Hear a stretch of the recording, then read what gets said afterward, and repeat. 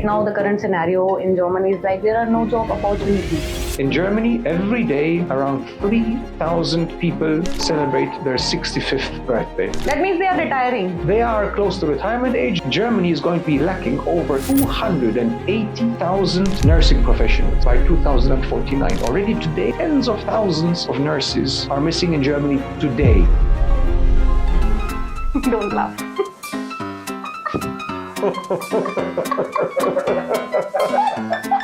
This is going to take ages.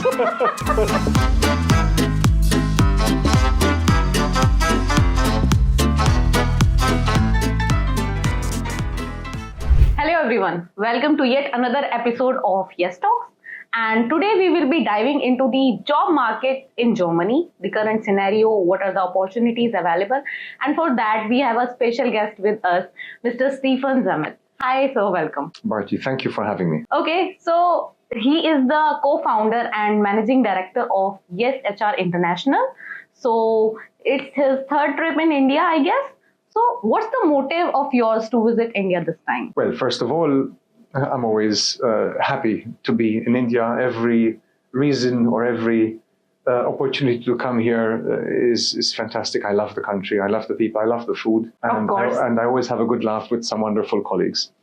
Not that I don't have good laughs with colleagues in Germany, but the heartiness of Indians I've had the pleasure of meeting in these last few years is incredible. But it's business at the end of the day, which brings me again to India. I've been working with Yes Germany as a partner for many years, starting back in 2017, when I used to run the international office of a private university of applied sciences in Germany. That was my first contact with Yes Germany, and over the years the partnership grew, and now I'm working in a different, in a related field, which is extremely interesting, namely job recruitment.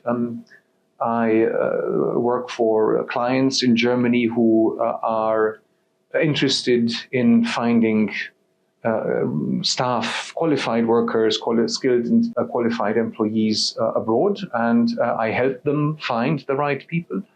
And of course, I help I assist the candidates who are interested in making their way to Germany for these jobs. So you are basically working on the recruitment thing to select people from different countries who want to work in Germany. That's correct. And my experience with Indian culture has confirmed over and over again that there is a huge compatibility between the Indian and the German culture, even the language. A few people know that German is an Indo-Germanic language, so the base is the same. In fact, even English is an Indo-Germanic language. English actually comes from German, is a further development of old German, and that's why, for example, many Indians find it relatively easy to learn German as a foreign language than other languages, for example, say other Asian languages. So it's language on the one hand, which makes it easier for Indians to adapt themselves in a German-speaking environment. But it is also the culture on the other hand. I feel somehow Indians, while maintaining their identity, they still manage to integrate quite well in German society. I've had lots of good experiences. I've been supporting Indians coming to Germany, especially students coming to Germany. That was the industry in which I was working for over a decade. And I can tell you of many examples, hundreds of positive examples of candidates who, after finishing their studies, found their way into the German job market, and now years later, 6, 7, 8, 9 years later, prospering in very good and well-paid positions. Yes, but why am I here? I mean, this situation, I don't know whether you are familiar with the situation in Germany. There's a huge lack of qualified employees, qualified workers in various areas. But I have heard that there is right now the current scenario in Germany is like there are no job opportunities. Is that true? I think you always have to differentiate a little bit. If you look at the whole picture, Germany is lacking hundreds of thousands of jobs. The question is, are the people who are in Germany who are looking for these jobs, do they have those skills? Do they possess the right qualifications to take these jobs? In certain areas, there is perhaps more supply than demand. So in that case, anybody who is looking for that sort of job has a much harder time to find it. But if you look at the numbers, they speak very clearly in favor of a higher demand than there is supply at the moment. Even if you look, for example, you take a simple statistic, how long a job is vacant, a position is vacant in a company. Around 15 years ago, 10, 15 years ago, I'm not sure about the exact year, but over 10 years ago, the average the vacancy period, how long it takes a company to fill this vacancy, to fill this position, was around 60, 65 days. Yeah, an average of around 2 months. 2 months. Yeah, that was the average. And that is a good time to search for a job for a person. Yeah, but the point is this. The point is now it's over 4 months. The average is it has increased. It has more than doubled. Yeah, of course. It means on average, employers are looking for over 4 months to fill a position. So it's become increasingly difficult for German employers to find staff. And in certain areas, this is the average. That means in certain areas it's easier, and in certain areas it is more difficult. So the question is, if you are referring to the difficulty for foreigners in Germany to find jobs, I think that is where we need to be more specific. What sort of qualifications do these job seekers have? Do they, are they in the right sector or in the right segment, and do they have the right qualifications? And when I asked by candidates or potential candidates or ongoing graduates, for example, students who are in their final years, and they ask me, what can I do to improve my chances on the job market? And I tell them, learn German. Yeah, if you go to Germany, you are deciding actively for a German-speaking country, a country in which many people speak English. English is taught as a foreign language at school. Many companies also have English as their corporate language, but that is only a fraction of the companies in Germany. Let me ask you a question. When you think about Germany and companies in Germany, what companies pop up in your mind? Usually cars. Cars like Audi, Mercedes, Volkswagen. Yeah. Other companies, perhaps I have heard about Adidas. Adidas, sports, fashion. Only that. Siemens, for example, we're in production, like Bosch, for example. So the big companies. These are the multinational corporations. But do you know what percentage of the economy in Germany these big companies make up? If you look at the whole percentage, when I ask this question, people usually say 40%, 50%. In reality, the multinational corporations in Germany only make up around 10% of the economy. Okay. 90% of the economy comes from small and medium-sized enterprises, from SMEs. These are top companies. They might even be hidden champions. They might be world market leaders in their area. And they will be exporting to many countries. And they will have also people working in German who are fluent in English, who are fluent in English and who can sell these products also abroad and so on and so forth. But if you look at the individual departments of these companies, German is still the main working language. So what I tell candidates or people who are interested in going to Germany, which is a wonderful country in any aspect you can think of, start learning German. You might be able to find a job without speaking German, but your chances would improve dramatically. Of course. If you actually manage to speak. Because you had a add-on language in your CV. Exactly. You speak language. If you speak German at least intermediate level, just that intermediate is, level. I guess B1, B2. B1 exactly. B2 is upper intermediate. B1 is lower intermediate. B1 is what most employers expect, even just to be able to communicate with your fellow colleagues. At the canteen, for example, and someone is perhaps having a conversation. You join the conversation in German. At least you can get the gist of the conversation. You can understand what the they are talking conversation is about. Yeah. And perhaps eventually you'll be able to join in as well.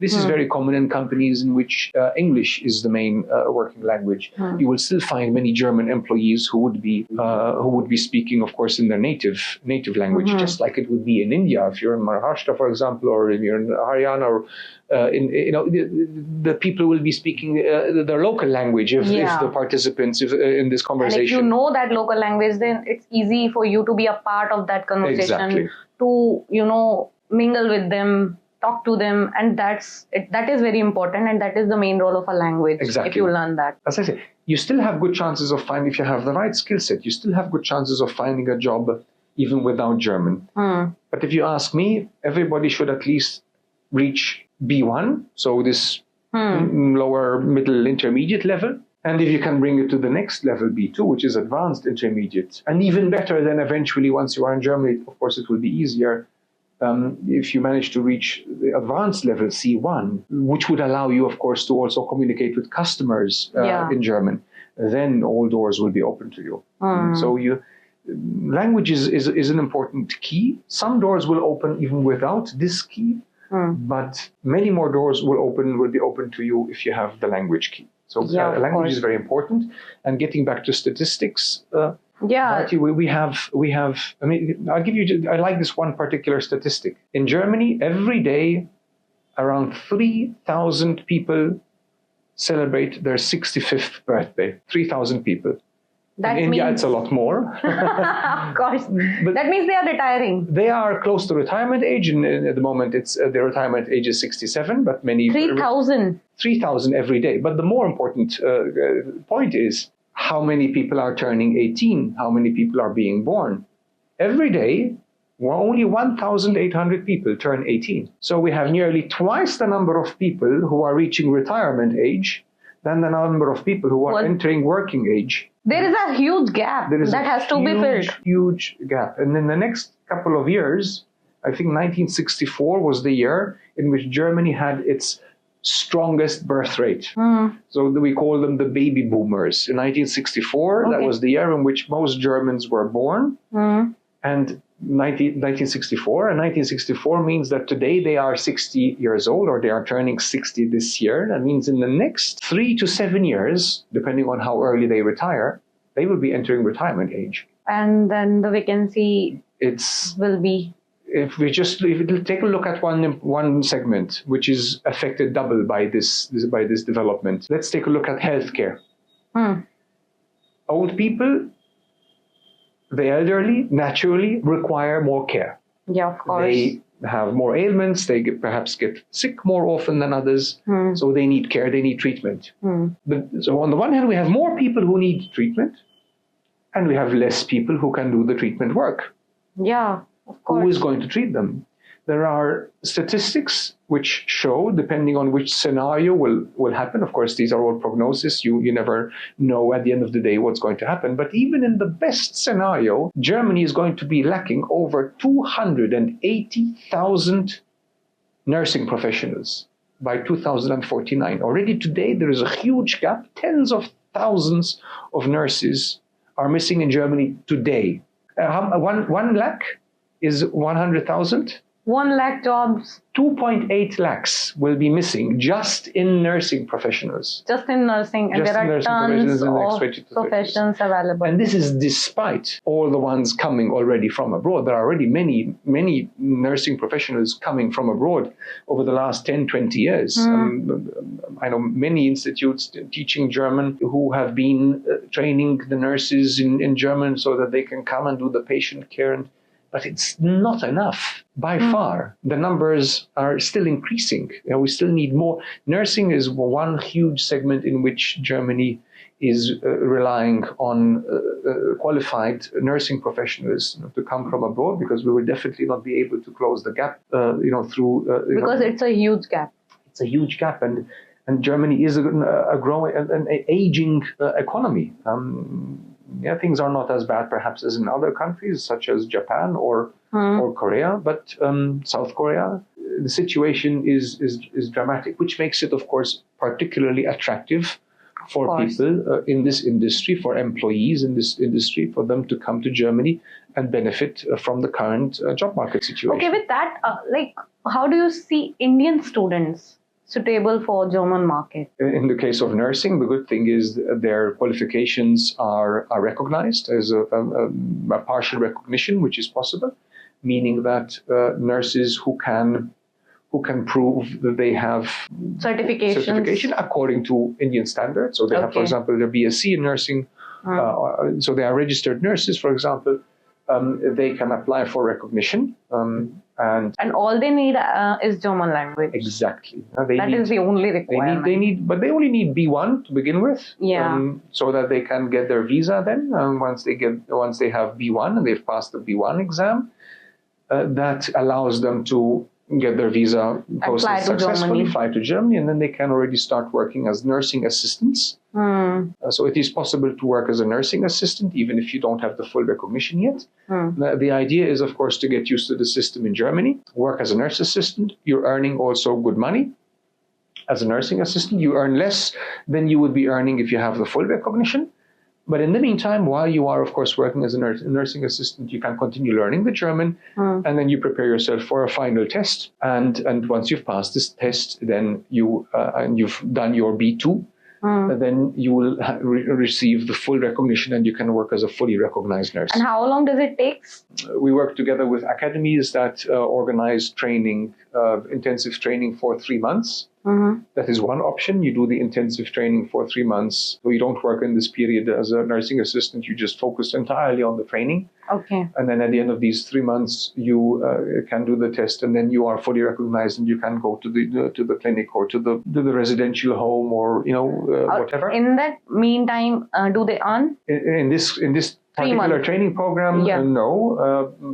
There are programs which include accommodation free of charge and food and beverages, so that is taken that would care be of. covered. Yes, but they would, in this case, there would be no allowances. But it's only a 3-month period.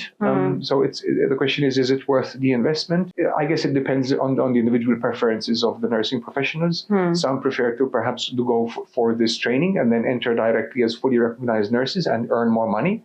Others prefer to go for the nursing assistant position first, learn German in the meantime, prepare yourself for this test, and then do the test. But the advantage there is that you're earning money at the same time. So there are different ways to get there. I guess it is always a matter of individual preferences. What is the financial situation of an individual person? So this is why I always advise candidates to seek the professional advice of professionals here who can provide this sort of information. Because very often it comes to delays, it comes to disappointments. People perhaps quit their jobs because they think they're going to be leaving, and they prepare themselves, and then suddenly things are delayed, and they end up not having a job because they've already quit, and then but still they have not managed to get their visa on time.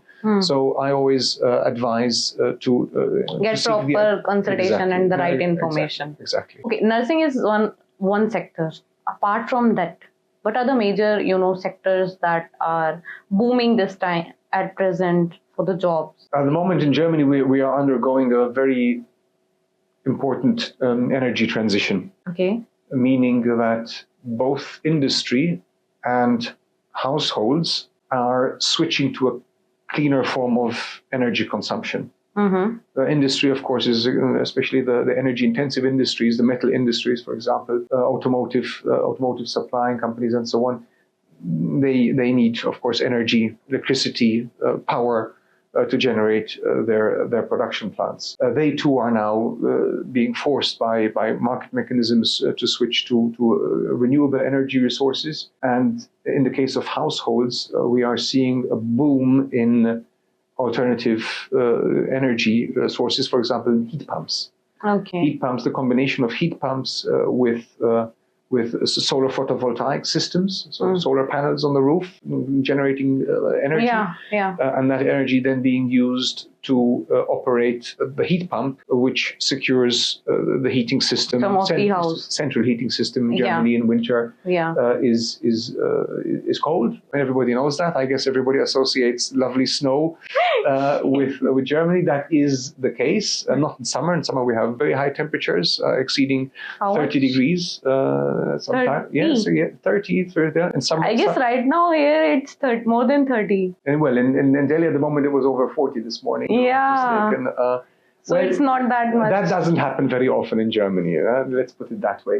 But what you do want is a nice central heating. So most houses have central heating set at around comfortable 21, between 20 and 22 degrees. Some like it a bit warmer, some like it a bit colder.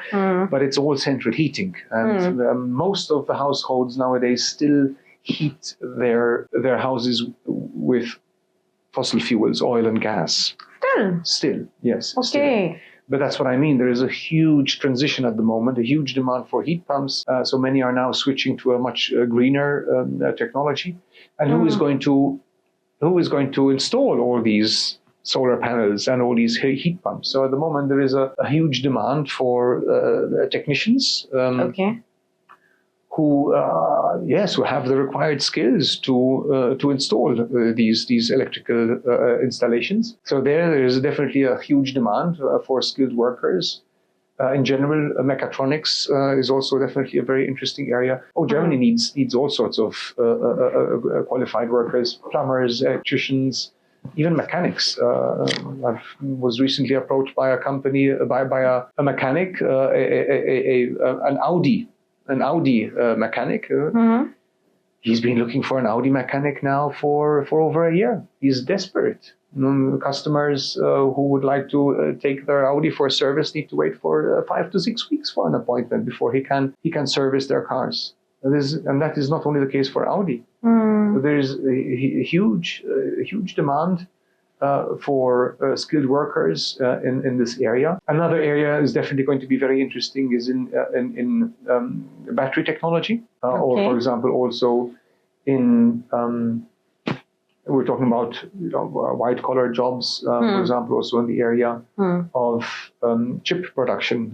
There's a multi-billion project at the moment in Magdeburg. Intel is building a production site and will be needing thousands of skilled workers. And where are these people going to come from? German student numbers are going down because of the demographic development I was telling you about, that more and more people are retiring and less people are reaching working or studying. To fill that gap, you need students and people from abroad. Yeah, international student numbers are increasing. They are increasing, but despite this international student number increase, still many universities are seeing less and less students registering for their programs because there are less German nationals who are reaching this age. So again, but the good thing is the need is there, and the good thing is that the state, the government has understood this.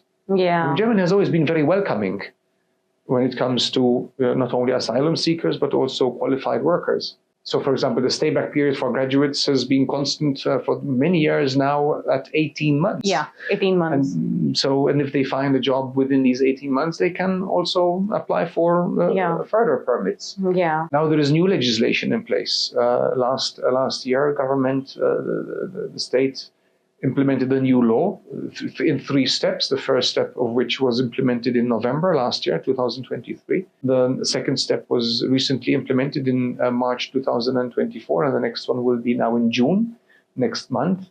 And these regulations make it a lot easier on the one hand for qualified workers to get their qualifications, which they obtained in their home countries or outside of Germany, to get recognition for these qualifications, to get recognition also for work experience. And it also made it more attractive, easier, for example, to get your family relatives to Germany, so get them a visa as well to come to Germany, to follow them to Germany. Or, for example, also they reduced the number of years before you can apply for a permanent residence. PR has also been. So now it's 3 years, for example, instead of 4 years. So the policies have now changed. They were already. The government is easing the policies. Exactly, and not only that, the government at the moment, the bottleneck is very often the authorities They have long processing time, again, which is another reason why I always recommend that candidates seek the advice of professionals, because they can really assist in making sure that the application process goes smoothly. But even in this, we see that authorities are struggling because of the increasing number of applications yet to process these applications. So there are efforts on behalf of the government to facilitate this process, to make it smoother, to make it more digital. So the government is doing that, and faster, exactly. The government is doing a lot to make it possible for candidates to come to Germany. Now what we need to do, and this is also one of my duties, I see myself as a bridge between the two countries. Exactly. Talking about that, it's your third visit in India, and in these 3 visits, definitely you have met many students, you talked to them and have their queries. So how does it feel like, and what are the most questions that the students ask? Question number 1 they ask is job opportunities. What are my job opportunities? And what do I have to do to get to these job opportunities? That will remain a question, but I believe that question is something that addressed and is already being addressed by professional educational consultancies. And the same thing applies now also when it comes to ESHR International and partner Yes Germany as well, which is also in the field of consulting, advising candidates interested in working in Germany. That is being done, that is being taken care of, I believe. What also needs to be done, and this is something which is being done more and more, is back in Germany. When I speak to my clients, when someone approaches me in Germany and says, Stefan, I need staff and I can't find staff in Germany, can you help me find staff from abroad? Very often I realize that they don't know what it means to get staff from abroad. What are the challenges that candidates face when they relocate, when they move? Universities have been in this field for many years. They've been, if you choose the right university, they have their international offices which take care of the students. International students, yes. Yeah, so they have the whole infrastructure in place to assist international students. Because in these years they have built it a proper system to cooperate with the international students. That is correct. But do the companies have that? I don't think so. Big companies do. The internationally operating companies, they do have huge HR departments that offer these services. But as I said, that's less than 10% of the German economy. Yeah, of what course. about the other 90%, where demand is just as high, if not higher? I would say it's actually much higher, because it's these small and medium-sized enterprises which are having huge problems finding qualified staff. Because usually the big companies, they perhaps can even afford to pay a little bit more. Yeah, it's tougher to get in. Yeah, but it is easier perhaps for them, because they have the infrastructure and they might afford perhaps to pay slightly higher wages. So it's easier for them to attract good candidates. But there are lots of good candidates who would be successful in the small and medium-sized. The small and medium-sized, I'm talking about even companies with 1,000 employees. Yeah, I'm not talking about small and medium-sized. The medium-sized can still mean larger companies. Yeah. It's just not they are that big. Not multinational corporations like Siemens and the big ones. Yeah. But these medium-sized companies, they might have HR departments. They definitely do. But they might not be trained or have the knowledge, the expertise in recruiting international staff. What needs to be done with the visa authorities, for example, or with a resident with the foreign registrations office, or more importantly, the bureaucracy is one thing, and that is relatively easy to manage. But what about actually integrating the staff? What can I do to help the candidates settle down, help them find accommodation, help them access the communities?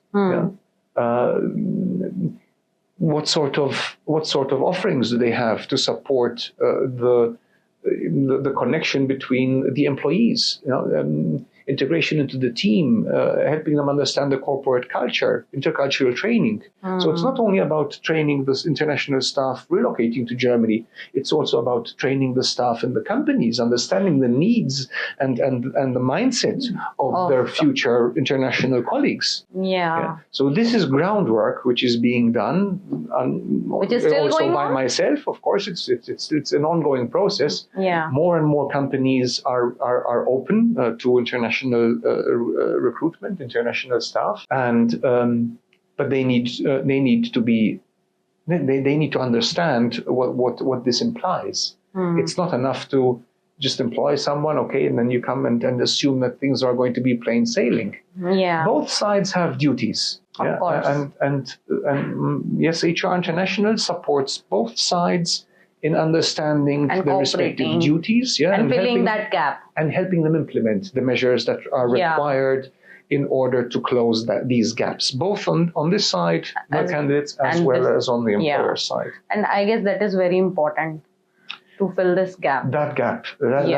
I remember reading a statistic once about how many people leave. For example, there was a very interesting statistic. I was very pleasantly surprised to see it, because it differs from the statistic when it comes to the students. Around 20 to 25% of German students cancel their studies. They stop studying. They break off. Okay. 20 to 25%. And they end up doing something else. I don't know whether perhaps they enter a different study program, but 1/4. For international students, it's over 40%. So we see over here there is a bigger challenge for international students to complete their studies, because this is mainly for public universities, of course. But still, it is a challenge. Mainly it's intercultural issues. It's feeling homesick, not speaking the language, and so on and so forth. So there are lots of reasons why there is a bigger number of students. International students. But when it comes to international staff, if you look at, for example, blue card holders, in a recent statistic I saw, over 80% of blue card holders are still in Germany 5 years later. So when in 1 year they come to Germany with a blue card, how many of them leave after 1 year? How many of them leave after 2 years? How many of them remain after 5 years? 80%. It was around 83%. That is a good 83% number. of blue card holders, they don't have a blue card anymore. They are permanent residents, or they have different, but they come with a blue card, and then they turn this blue card into a residence permit, permanent residence, and so on and so forth. So there are different possibilities there, but the stay back period is huge, and this is also a sign that there are efforts that are being undertaken by companies and candidates equally. Efforts on both sides to make sure that this endeavor is successful, because it is an endeavor for both. The companies, of course, and the international candidates. And I always say we have an obligation as consultants to both sides. I have an obligation towards the employers, because they are contracting me to help them find staff. So it is my duty to find fitting staff that fulfills their criteria. But at the same time, I have an obligation also to the candidates. It is a life-changing decision that they are taking. They are leaving their home country to go to a country in which they might not even have visited before. Of course. They might have done they should have hopefully have done a lot of research about it. Tons of videos. And articles. Exactly. And asking people, asking perhaps friends and relatives who are there, or getting advice from consultants and so on. So that is definitely done. But it is, you take this decision once in your life, and new paths will open. You don't know at the end of the day where this path is going to take you. But one thing is for sure, that path is going to take you to somewhere else than if you had decided not to go there. Of course. So new paths open, irrespective of what decisions you take later on. So the obligation is there on both sides. It's an important decision, one which usually, in most cases, thank goodness, leads to successful stories, to big satisfaction even in terms of supporting your family back at home. Why do many do that? They do that also because they have more potential for saving, and then they can help send their families money, send money back home. And that is I guess majorly the main motive of a person if he want to go to abroad to earn money, and then he can save, and then they can send that to their home. That is one of the main motives or motivation. Okay, now we have talked more about statics. Now let's talk more about yourself. Okay, so in these 3 years, how's your experience with India? The culture and the food you talked about. Oh, I've been dealing with I've been in this. I've been exposed to Indian culture now for many years. It's not only 3 years. I've been 3 times. Unfortunately, during the COVID period, I was not able to come. I think my first time in India was back in 2017. So compared to perhaps some others who have a much longer experience with India, relatively young. But I love it. I love the food. What do you like the most? Oh, I like paneer very much. But I like all curry. I'm having upma for breakfast practically every day. Okay. With chutneys, I like the chutneys are delicious. Tomato chutney, peanut chutney, coconut chutney. I like coriander. Okay. Biryani is something I also had in Mumbai. Biryani, delicious. Despite my short visits. So what areas you have covered in India? I was just about to say. So I've had the pleasure of going from the north in Chandigarh, Delhi, Indore to the west, Pune and Mumbai. I've been to Bangalore as well, and also to Kochi. I haven't visited all the states, so there are definitely other states that I would like to visit soon. I'd like to visit Jaipur, for example. I'd like to visit Calcutta soon. But yes, unfortunately, our days only have 24 hours, our week only 7 days, and our year is only 365 of them. But I will be sure to come to India more often as our consultancy develops. It's important for our clients to understand, to trust. Trust is everything nowadays. Trust has always been important, but in today's world of disinformation and misinformation, it's become extremely important to prove to your customers that you are trustworthy. And again, this applies to both sides, both candidates, students interested in moving to Germany, as well as to companies, clinics, universities, and so on. Trust. And the only way they can trust you is to see that you have the expertise. So I will be forced to come more and more often to India. What a pity. And to enjoy more and more Indian food, huh? Exactly. Okay, like in sweets, or maybe in any specific sweet you like, or fruit, or something. Well, the mangoes are delicious here. Why everyone love mangoes? Because they're delicious. I'm really looking forward to opening. Anush gave me a wonderful gift of Alfonso mangoes. I hope they won't go bad before I return. My flight is tomorrow. I'm really looking forward to those. They will not. And I've forgotten what the name of these delicious ghee based sweets. The butter sweets. What are they called? Laddu? Could be. Round? Yes, brown, yellowish brown. Yeah. Yeah, it's a laddu then. Besan laddu. Okay. That is made of ghee and flour. Ghee, exactly. Lots of ghee. Okay. You like ghee? I like ghee. That is very good. Yes, is it? I love it. I love ghee, and I like cooking as well. I like. So, have you tried any Indian cuisine? Cooking myself, you mean? Yeah. Yes, but don't ask me what I cook. I just use a lot of curry, and I also like using chili. I grow my own chili. So you love chilies? I love chili. Usually German tongue is not that much, No, I like chili. I don't exaggerate, but I love chili, and I make my own chutneys as well. Oh, great! So, especially, I love mango chutney. Now I know your love for mangoes. I love mangoes, yes. And it's a mango season going on in India. That's why I'm very much looking forward to open that box. Huh? To open that box. I really hope they won't go bad. I have to check it. They will not. Don't worry. But you have to finish them ASAP after reaching As there. I said, if I can't finish them like that, pure, I will make a chutney out of them. Exactly. And okay, now this is the food part. And what about the places? Like, what are the places that you have been and you like, you have seen them? Maybe some famous places you have been there. Well, the obligatory visit of the Taj Mahal, definitely. This was a couple of years ago. It must have been 2017 or 18. How was it? Oh, impressive.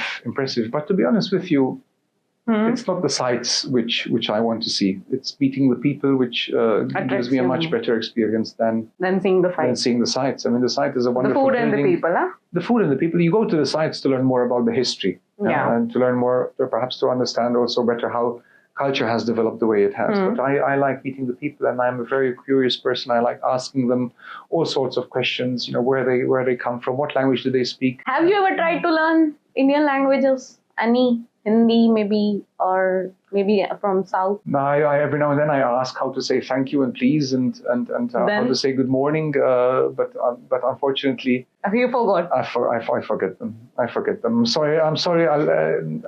How do you say thank you? Shukriya. Dhanyavad. Well, that is relatively easy. Shukriya, I can remember. Huh? That's Hindi, right? Yeah. Shukriya. Pure Hindi.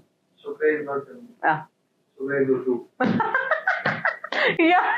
There we go. You're teaching me now. I'm going around saying I know Hindi. At least I know how to say thank you in Hindi. Shukriya. And then they'll go, No, it's not Hindi. Who taught you? Then you will show them the girl in this video. So how do you say thank you? Dhanyavad. Dhanyavad. I hope That is not also hard. No, but it's practicing. Language is all about And practicing. and how do you greet someone? Yes, of course. And I also say thank you. You have to say something now with this. I remember that one. I was just about to say it. No, you're not. Namaste. No, I would have rememred Namaste, definitely. Namaste. Okay. Yes, And definitely. some more words. I can tell you in German if you want.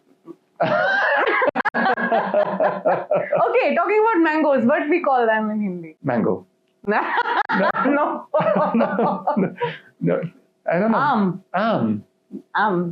Yum. Yum. Yum.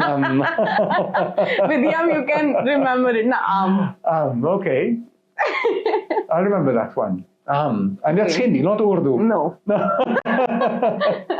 Am I Hindu? Okay, again, thank you. Thank you. Oh my goodness. I remember Shukriya. You see, now you got it into my head. Again, how does it go? Dhanyavad. Dhanyavad. Dhanyavad. Mango? That is easy one. And this? Namaste. Okay, I guess that is enough for this trip.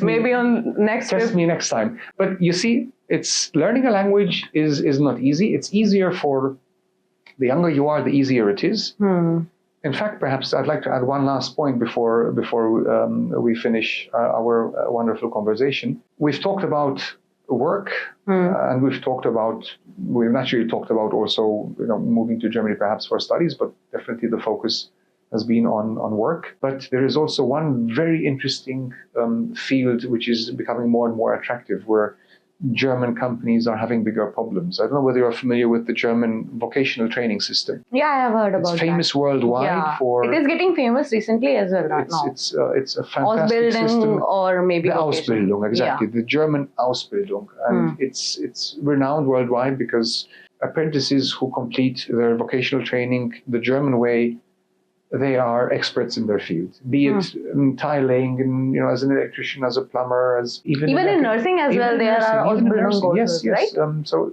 it's depending on what profession, there are different durations, but it's becoming increasingly attractive for international candidates. Young people who have just finished, for example, 10th grade or have done their 12th and would also perhaps do vocational training. You earn good money in Germany if you are good in your trade or in your handicraft skill. If you come to Germany at this young age, first of all, it's easier for you to learn the language. And you learn also the standards straight away as they are applicable in Germany. So it is easier for someone to do the 2-3 year vocational training as an electrician, for example, or as a nurse, for example, than to do the training in India and then go to Germany. And then you have to adapt to the new system. And apart from that, I don't know whether this is known. In Germany, you get paid from day one as a vocation. As I have heard about that. From day one. Yeah. And it's enough to support yourself. Usually it's around 1,000, 1,100 euros. So some are less, some are more, but you need that amount at least in order to pay your cost of living. But from day one, you are autonomous. You can support yourself. You're learning the language, and so you spend some days in school and you spend some days at work. So it's this connection between this practice and theory. So you learn the theory at school, at the professional school, and then you go to the company and you put it into practice.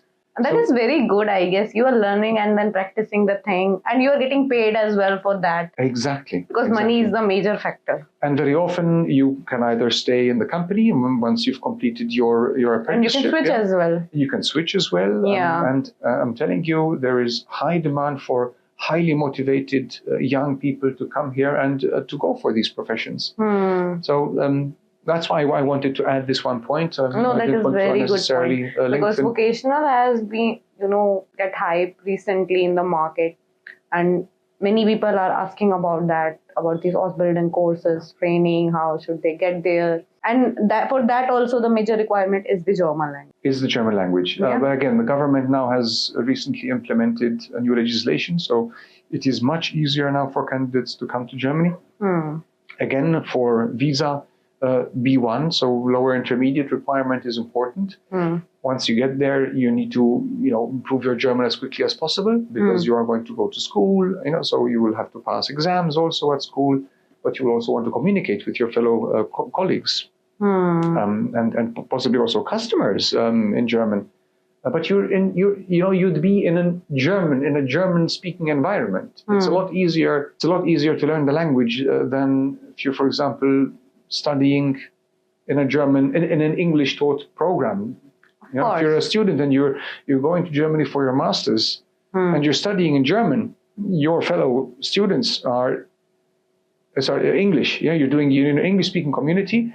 Your fellow students are English speaking. They're international. Perhaps they're Indian. When are you going to learn German? It's not enough to go to the baker and to be able to order your bread, your buns in German.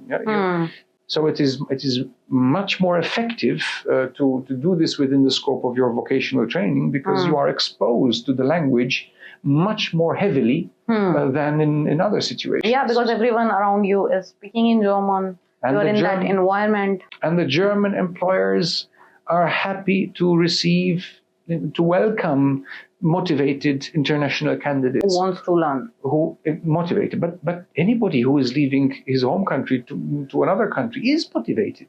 Yeah. Why are you moving? You're moving because you want to create a new future for yourself and for your family. Yeah. So the motivation is usually given and the employers appreciate this motivation. And if the candidate does what it takes to learn the language, ideally as quickly as possible, then it will be, the beginning is always difficult, but then later it will be plain sailing. So one of the points that employers in Germany ask the candidates in the interview is whether they can say a tongue twister in English.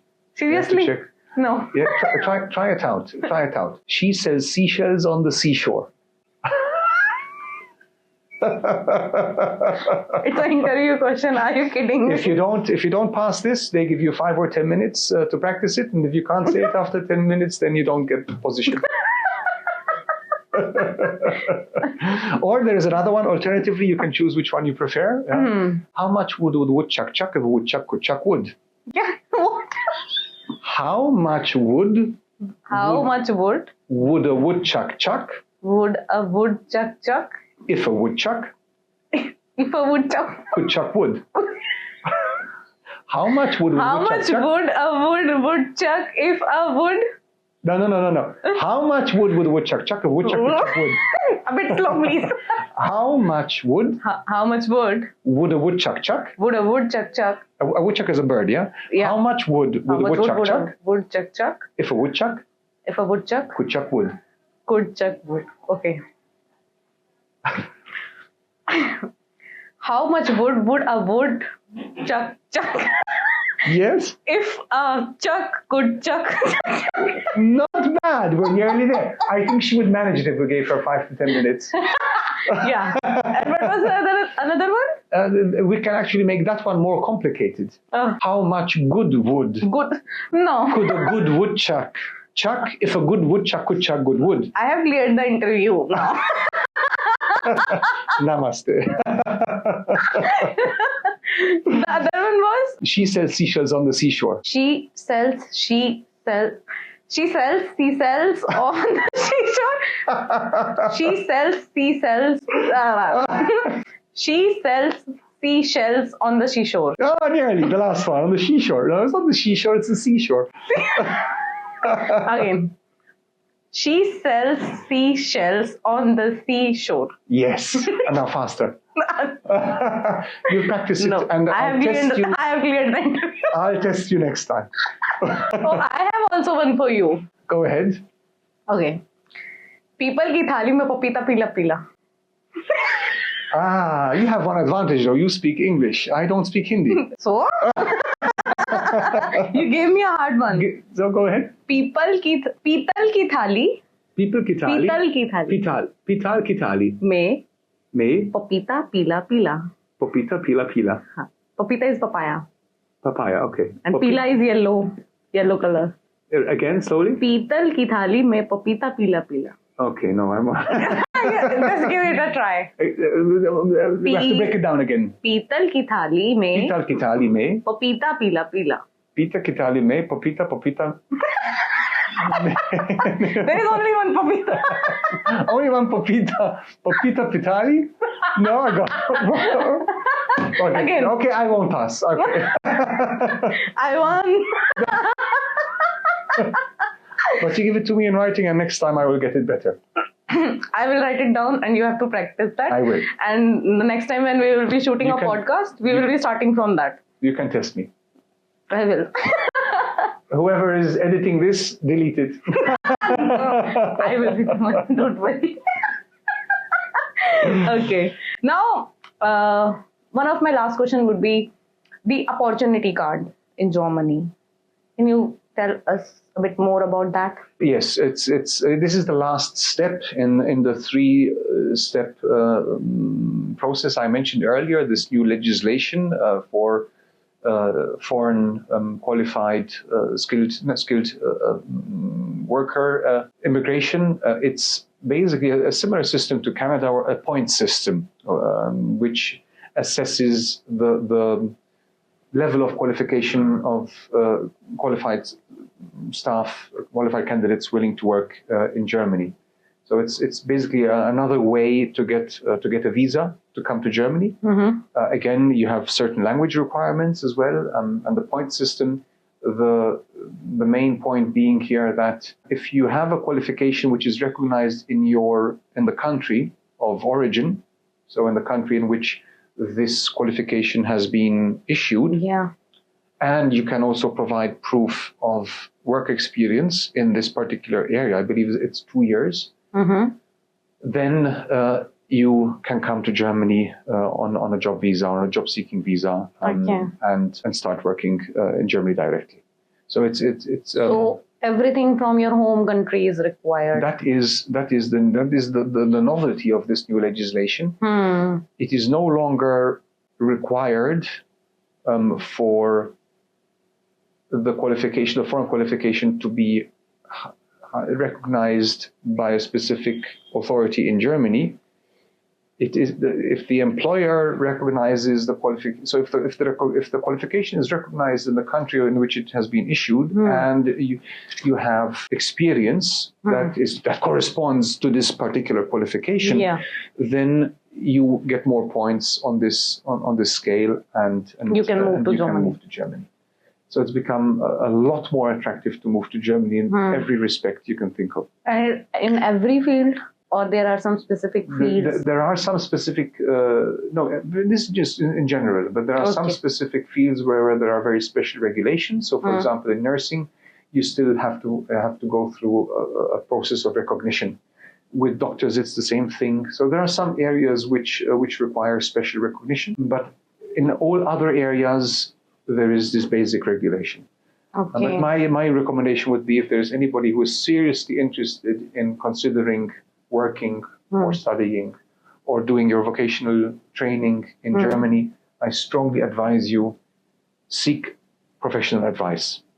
Now, that is very important. You can do a lot of research on the internet, but there will be questions that you will want to ask someone professional. So in a bottom line, now we could say that moving to Germany is not that hard. It's just a basic requirement, that is German language. That is correct.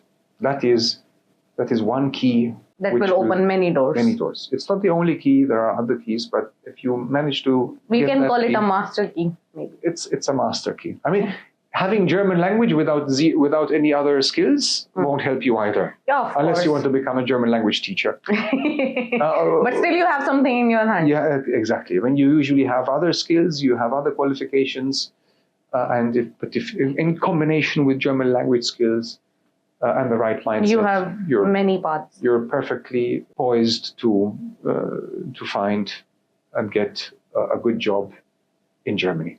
Now with this Yes HR International project as well, I'm hoping that many students now will get their way to Germany easily. Not only students, the professionals and the people who want to go to work in Germany. That is the main thing, I guess, which people want to do right now. But that the thing we talked about, the bridge, the person who can connect these two countries, that is very important. And I guess that is going to be Yes HR International. Yes, HR International, exactly. Yeah. I mean, there are of course other institutes, other companies, consultancies that, of course, offer similar services. But I believe with the expertise that I have, and both aspects are required. You know, the German mind and the Indian mind, and both can find the better solutions. So perhaps at this point, it's also worth mentioning that I myself, I mentioned this at the beginning of our conversation about it. My mother is German, but I was not brought up in Germany. Okay. I was brought up in a small island in the European Union called Malta. And I was brought up in a small German-speaking community. But I moved to Germany and 20 years ago. Precisely 20 years ago. So I from know now 20 years back you moved to Germany. Exactly, I moved to Germany, and my wife is German. My kids are German. But I know what it means to relocate. Yes, I know what it means to relocate, and so I have a good idea, not a good idea. I have a good very clear picture of the challenges that international people have when they relocate, especially when they relocate to Germany. That is my specific expertise. Yeah, I know. I've supported, even during my studies back then when I was studying economics at a renowned public university. I was already working as a student assistant, supporting, advising international candidates who are having difficulty in their studies. So you have this experience by yourself. Nearly 20 years experience. And experience is the biggest supporting candidates finding work, but also advising companies. Even in my previous jobs, I was also managing director of an employers association with over 800 companies. I was at my team and I advising 800 companies in all sorts of HR-related aspects, even legal-related aspects, representing their interests as well, helping the companies find staff, even help directly recommending staff that I personally have been able to coach and support. So I have experience on both sides, and now with Yes HR International, I am putting this expertise together, and making this bridge, definitely, from one end to the other. Yeah. So I guess we have covered all the topics, and it was way too informational, and your numbers and stats were so clear. And now the people will get to know that, yeah, there are lots of jobs available. Just we need the right candidate who really wants to do something. Right? That's it. That's it. Study in Germany, work in Germany, do your vocational training in Germany. Everything is there. We forgot perhaps one point. I'm sorry if we are talking this. There are so many other countries who have similar problems, and they too are doing a lot to get skilled workers to their countries. You name it. Yeah, US, Canada, Australia, UK, Singapore, Japan, South Korea. These are all aging economies. But Germany stands out when it comes to its policies and to the openness of its culture, the people. Definitely. Even in terms of economy, Germany is the third largest economy in the world. Yeah, at the moment larger than Japan. Yeah. Not least because its currency is devalued compared to the US dollar.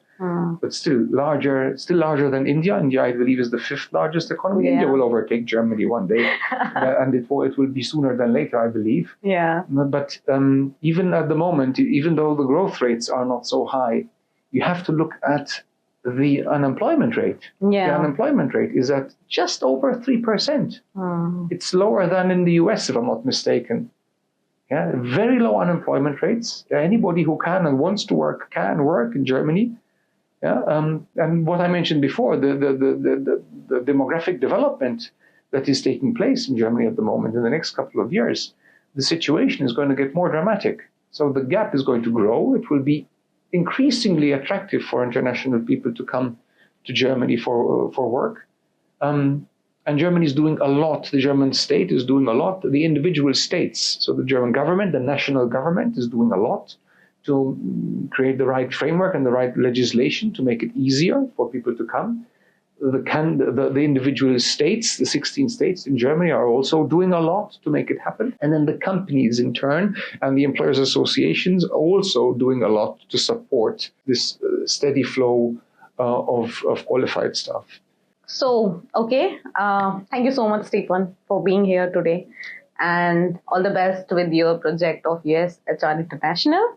And hopefully in your next visit, when it will be a boom, then we will do another episode with you with new stats and new job opportunities and the ones you will be filling by the time. So thank you so much again, and all the best with your mangoes. I hope they will not be spoiled. I'm looking forward to enjoying them. Thank you for having me, Bharti, and I am looking forward to our next episode. Definitely. Thank you. Namaste. Dhanyavad. Namaste. Don't laugh.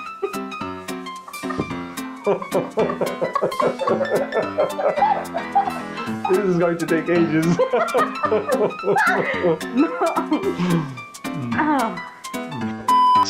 Sopra. La panca. La capra. Campa. Sopra. La panca. La capra. La capra. No, I can't do that. No. Wrap it up. Let's wrap it up.